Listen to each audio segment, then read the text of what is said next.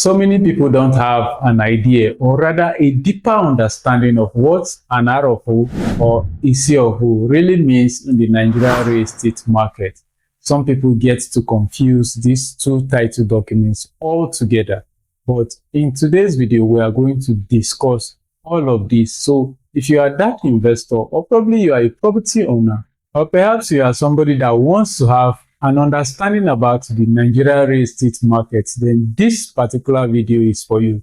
Because in this video, you are going to learn about the meaning of RFO and the meaning of CFO as title documents. And we are also going to discuss the differences between RFO and the CFO.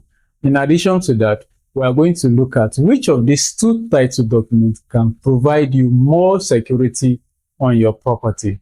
And also, we are going to look at some of the major misconceptions that Nigerians have concerning these two title documents. So make sure you watch this video to the end. My name is Alex Iwambi. I'm a real estate broker and investor right here in the city of Abuja. What to do here on this channel is to educate you and also discuss everything concerning real estate. We also bring up property listings in and around the city of Abuja, just so you can safely and rightly invest for maximum returns on your investment. So going back to today's conversation, but before we delve deeper into our conversation of today, let's roll back into history and extract some vital information. So before this time, land use in Nigeria was not regulated. Usually, family members will just take land, give it to their visitors, their friends, anyone they deemed fit to in any location at all. And it's still being practiced here in Nigeria. But everything took a major turn in 1978. In 1978, the Land Use Act was introduced. Now, what this states is that all lands belongs to the government.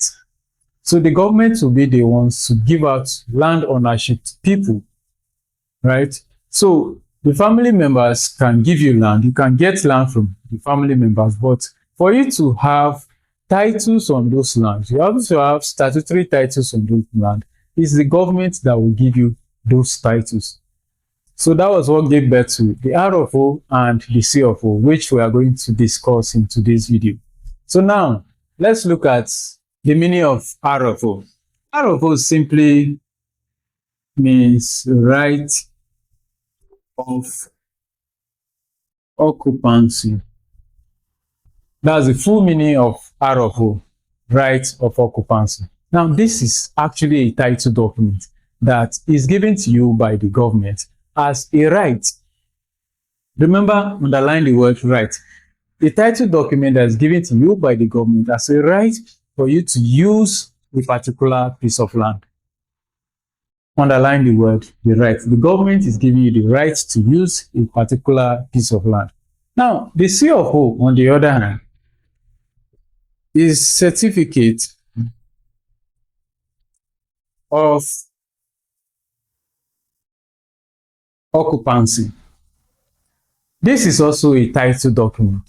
Now, the government issues this title document is a certificate, the certificate of land ownership that the government issues to you. That yes, this land belongs to you. You can go ahead, resell the land, you can go ahead, use the land, you can go ahead and even use the land as collateral to collect loan from the bank.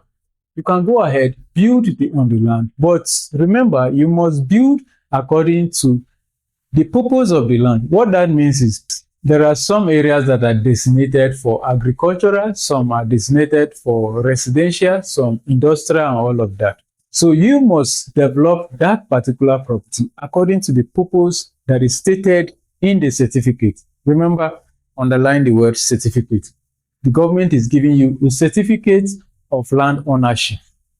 Now, having discussed the meaning of these two title documents, let me now back it up with an example so that you can better understand it.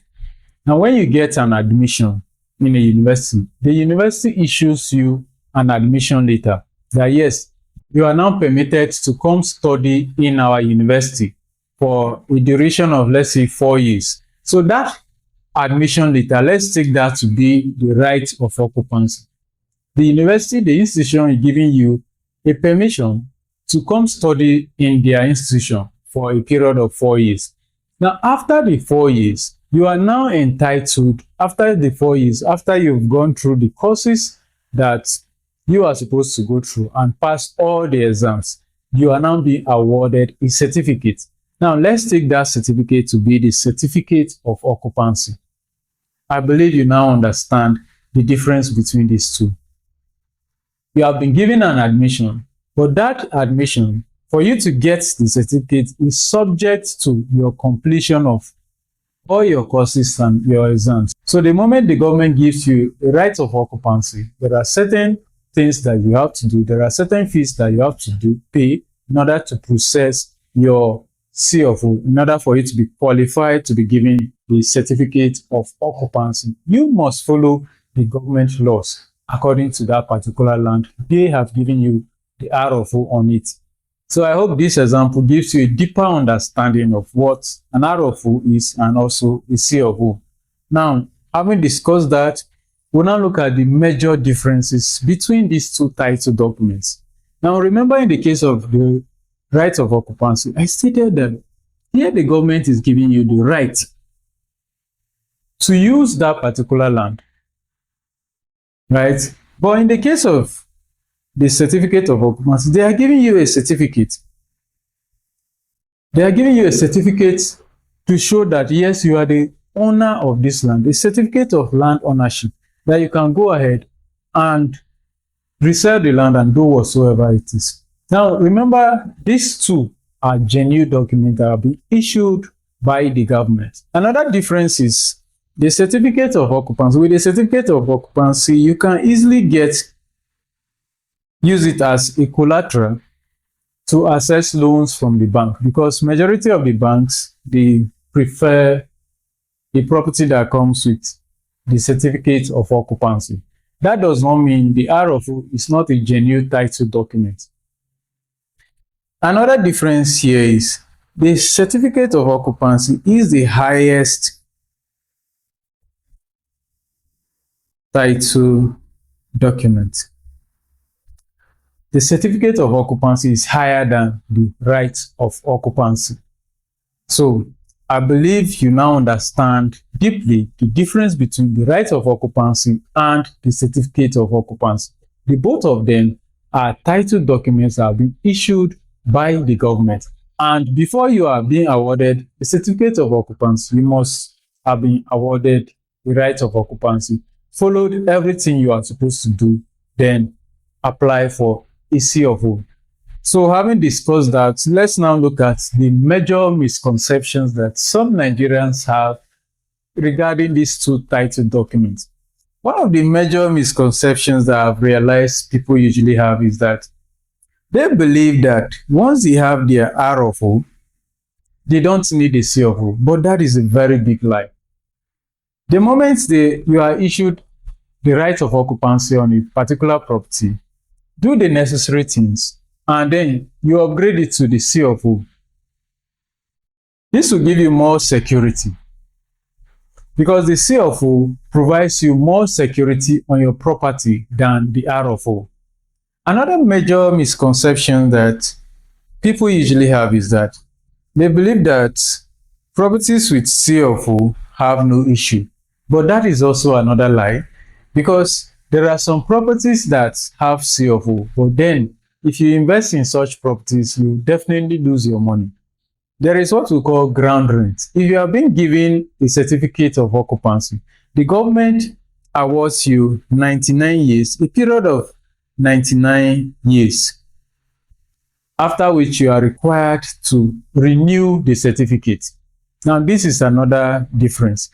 The government, the moment you process your RFO, you are required to go ahead, process your CFO. And when you get your CFO, it's even stated in the certificate, you have 99 years to do what? To renew the certificate again. Per annum, you are required to pay a ground rent, a stipulated ground rent for that particular property. It's like tax on property. The government is taxing you for owning a particular property. So you are supposed to pay the ground rent. Some people don't pay this ground rent and they end up having their properties revoked. And some persons invest in properties without knowing that those properties have pending ground rent for many years that have not been paid. So they just go ahead, develop without taking cognizance of this. And at the end of the day, they have their properties revoked and they lose it. Another major misconception is some people believe that, especially people that buy lands, local lands from chief and family members, they believe that once they have an agreement, they don't need an RFO or a CFO. But that is definitely not right, because the receipt or agreement that was given to you is not a title document. The government, remember, according to the 1978 Land Use Act, all lands belong to the government. The government has the sole responsibility of giving you titles on each land that you buy within the territory of the nation. So once you buy lands, if you are buying lands from community people or chiefs, ensure that you process your RFO.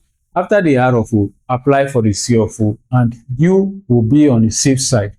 So I believe with this conversation, you now understand the meaning of the right of occupancy and also the meaning of certificate of occupancy. I've also backed it up with an example so to better give you an understanding of what these two title documents means. We have also stated the major difference between the RFO and the CFO, and we have discussed the major misconceptions that people have regarding these two title documents. So I believe you've gotten real value from this video, and if you found this video helpful, ensure you share this video with as many people as possible. And perhaps you want to invest in the Abuja real estate market, do well to reach out on the number displayed on your screen. I remain your real estate broker, Alex Iwambi, and I'll see you on the next one.